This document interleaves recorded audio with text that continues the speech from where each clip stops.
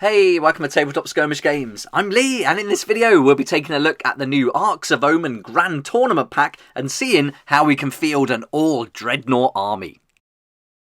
The article has just gone up on the Warhammer community site, and this is packed with loads of information for the new season ahead. So we're going to have this new season, Arks of Omen, for 6 months, and it looks like there's some really interesting changes. Now, this isn't going to be the same as the board in action rules, so this is separate. I thought when I first saw it, it was going to be for the board in action, but it's not. This is for the Grand Tournament. So when you're playing the tournament rules, these are going to apply. So let's get started. We'll work our way through this pretty long article, break it down and go through all the main features, which include how the detachments have changed. We've got strategic reserve changes, allied detachments, heroic support, missions have been updated, there's new and revised secondary objectives, and a balanced data slate on the way. The most exciting thing about these new changes for me is that I can field 7 dreadnoughts in one army, which I think is going to be awesome fun, and altogether this will come to 995 points for the Space Wolves, and I'm sure I'd mix up the weapons a little bit, but how cool would this be? What a laugh, you're getting 7 dreadnoughts on the battlefield. I don't know if it'd be any good, but I think it would be great to play. Before we start going through the article, I'd like to say a big thanks to today's sponsor, which is me again, and here's my book, Weekend Warriors. This is the ultimate tabletop skirmish game to play with your kids. A simple rule set, it's miniature agnostic, genre agnostic, and it's got a nice set of rules to get playing the game if you've never played before. Not just for kids, adults too, and so it really takes you through every step of the way to get started. If you'd like to support the channel and try something fun for your tabletop, then please check this out. I'll put links in the description down below. You can get it as a PDF or printed, and if you buy the printed copy, you get the PDF for free. Right, now we can get started and dive into this mission pack, Arks of Omen Grand Tournament. So here we go. Next year we're going to see this 6-month season, Arks of Omen. Can't wait for all the new things to come with that, especially board in action. But in this article it's breaking down some of the main features, and the main one, and I think the most interesting, is how they've changed the detachment rules. They say in the article that this is going to give unprecedented flexibility, so I think it really does as well. Lots to go through, so let's start first of all with the compulsory slots. Here we've got the new compulsory slots, and this has changed quite a bit from what we're used to. Before, we'd have to have a compulsory HQ, certain number of troops, certain number of other units, depending on which detachment we've gone for. But now they've changed it completely. You still have to have one HQ, but you can take 3 troops, or 3 elites, or 3 fast attack, or 3 heavy support, or 3 lords of war. Now this is really interesting. You've got to have that HQ, and then say you pick 3 elites, you don't have to have any troops, you could just have 3 elites, and as long as they're units from the same battlefield role, they don't have to be the same units. So you could have 3 completely different units as long as they were, for example, all elite units. Likewise, 3 different troop units, 3 different fast attack units, 3 different heavy support units, you get it. So there we go. So this is really interesting, and I'm thinking straight away, Space Wolves, Imperial Guard, they're going to get some great things from this, I think, and that's where I got that idea of the 7 dreadnoughts from.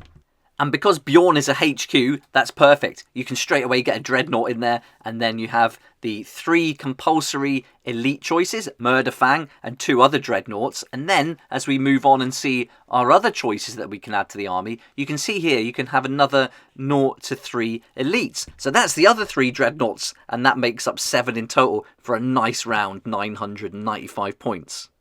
I think this is so cool because you could have potentially 6 heavy support. Well, you could have like 6 elite, 6 fast attack, 6 heavy support, or 6 Lord of War if you wanted to. And then your HQs, looks like you can have a total of 4 if you wanted. And then flyers 2, fortifications 3, and then transports the same. You can have 1 for each infantry unit taken. And look at this, you can have 9 troop units here. And then if you wanted, you could still have 3 other troop units, so you could have potentially 12 troop units altogether. There's a little section here for the elites as well, because it says for character units only, you can have 0 to 3. So there might be some limitations there slightly, but even with the Space Wolves who are heavy on characters, I still think that this is going to be really good, because you could certainly have Murderfang in there, and you've got Lucas the Trickster. In fact, they might be the only 2 characters who are elites. Have to check on that. But there is something we'll look at later in the article that might indicate we can have 2 Murderfangs. I'm not sure on that because he is a character. Well, I'll really have to check that bit. But there is an option to have 2 of a model that normally you can only include 1 of in your army. We'll cover that later on though. So before we get too excited, there are some limitations and restrictions here. It says all units must be from the same faction, and that faction cannot be Imperium, Chaos, Aldari or Tyranids, and the detachment cannot include any understrength units. There are also no command benefits here, so where before you would get your command point back, but look at this, at the top right the command cost is 0 anyway, so that just balances out. So one thing I wasn't sure about, and it was clarified in a group chat from my local game club actually, so it's really cool, thanks to Tom for clearing this up, because I was going to ask the same question. Where it says Imperium, does that mean anyone with the Imperium keyword? But it doesn't. Same with Chaos. It just means specific armies. So if, for example, it's going to apply to forces, like it says in the article, that have been made up of multiple smaller detachments. So if the faction is Imperium, then that's going to have some implications. But if the faction is, say, example, Space Wolves as the faction, then you're going to be okay. You can do it. Same with Chaos. If you wanted to do 1,000 Suns, you could do that. But there we go. Hopefully that makes sense. But I really like this. I'd love to hear what you think. Let me know in the comments section below. I really like the idea of it. And those Christmas battle boxes certainly make a lot more sense now. The Imperial Fist and the Raven Guard ones, also the others, including 3 of the same unit, makes total sense now when you look at how they put together the detachment. So really great, and I think there's just loads of ideas for this, for not just Space Wolves, my Imperial Guard. I'm thinking, what can I do with this now? This is going to be really fun to put together some different lists around, so really looking forward to having a go at that. Now, I may have made a mistake earlier. I'm not sure about this, so this is open to you to interpret and let me know what you think. It says in the article that you'll get some extra elite slots specifically for character units, so they won't steal from the big hitters. So does that mean these elites here at the bottom are extra? I think it does, in which case you could have potentially 9 elites. So that makes it even better. It must be separate because the transport is in there as well. So I think you could have like 3 elites as your compulsory if you wanted, then take another 3 elites, and then take another 3 elites that would only be characters. So potentially 9 altogether. And if we can double up on Murderfang, that's going to be brilliant for Space Wolves, because we could take even more Dreadnoughts in it. So fantastic. There we go. What do you think though? Let me know what you think about that in the comments down below. But now the more I've talked it out and looked at it, I do think that it's 9 elites potentially. Right, we'll move on to the next part now, which is all about free stuff. And so we know now that the Lord of War, the fortifications are no extra cost. The detachment doesn't cost us anything. Another cool thing is that the strategic reserves are free, doesn't cost you any command points. And you're going to get a free allied detachment too. So this is really cool if you want to mix things up a little bit. Really love the sound of this. So let's read through this. Battle Brothers. So it tells us here, if your Arks of Omen detachment is an Imperium detachment, you can include one of the following as an allied detachment. 1 Agents of the Imperium, Auxiliary Support or Patrol detachment. 1 Imperial Knight Super Heavy Auxiliary detachment. And 1 Votan Patrol detachment.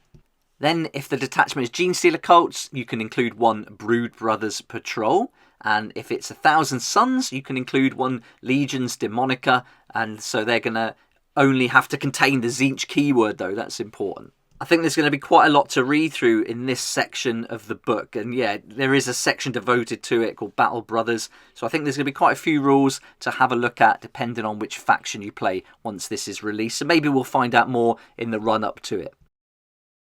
Right, now we're on to the next part where we're going to see a new third requisition stratagem, and this is called Heroic Support. This is going to cost 1 command point, and it says that we use this stratagem before the battle when mustering our army. If a detachment unit would limit the number of times you can include a unit in that detachment to 1, you can include a maximum of 2 of that unit in that detachment instead. You can only use this stratagem once. So with this one, this is what I wondered about with Murderfang. Can I take 2 Murderfangs? But I just don't think it makes sense because he's a character. He's a specific model.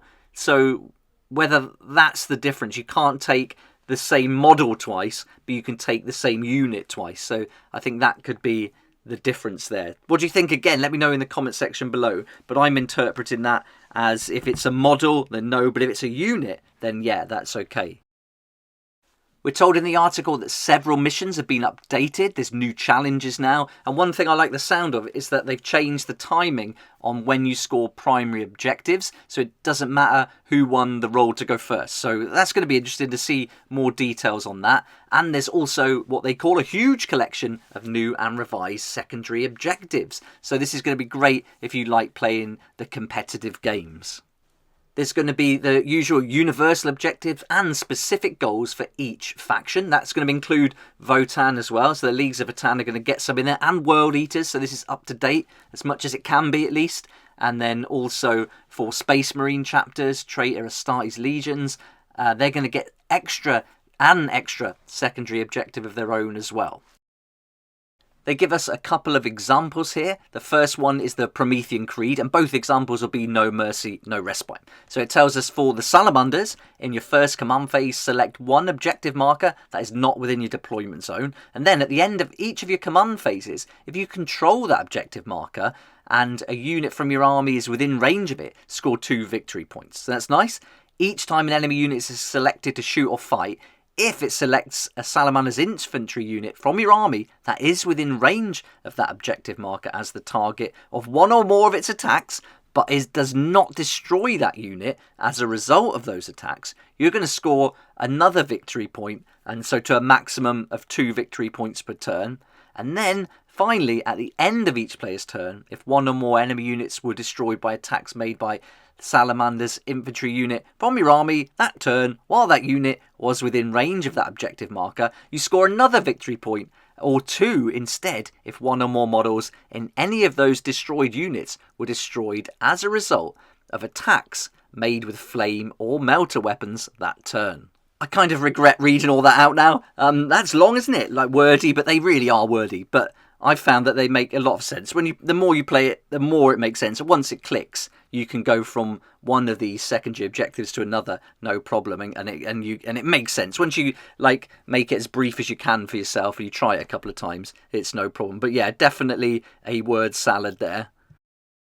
And we've got a second one here for the Emperor's Children. I won't read this out, but if you wanted to have a read through, you get the idea. They've made some nice changes, and everyone gets their own specific goals, and the Space Marines and Traitor Astartes are going to get an extra secondary objective of their own.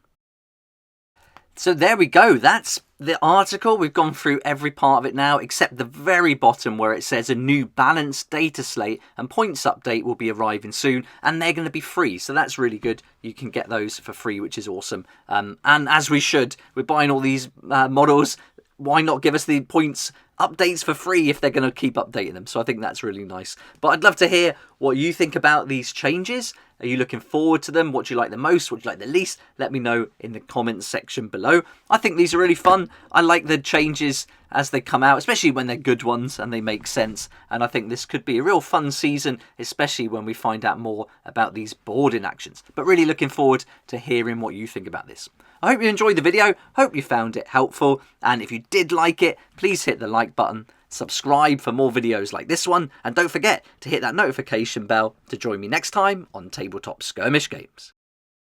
A big thanks to Tabletop Star for supporting the channel this month. Check out their website, the link's down below in the description. This is a great place to meet people in your area who like to play games as much as you do, so really awesome idea. And of course, a huge thank you to my Patreon supporters for being there right from the beginning, helping me to keep going with these daily videos. If you'd like to join the Patreon supporters, that link's in the description there down below too. I'd love to see you there.